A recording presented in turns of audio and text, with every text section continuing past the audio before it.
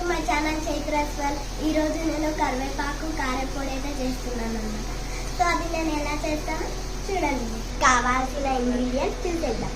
ధనియాలు, మినప్పప్పు, శనగపప్పు, సాల్ట్, కరివేపాకు, ఎండుమిర్చి, జీలకర్ర. ఫస్ట్ అయితే మనం ప్యాన్ పెట్టుకొని పప్పులను వేయించాలి.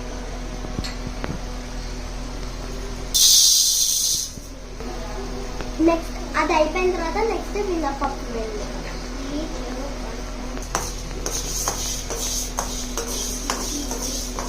నెక్స్ట్ ధనియాలు వేసుకోవాలి.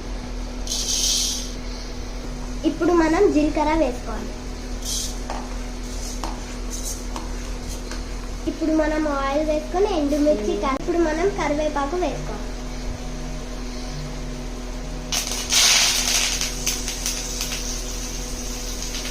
ఇప్పుడు మనం వేయించిన ఇంగ్రీడియంట్స్ అన్ని మిక్సీ పట్టుకోవాలి.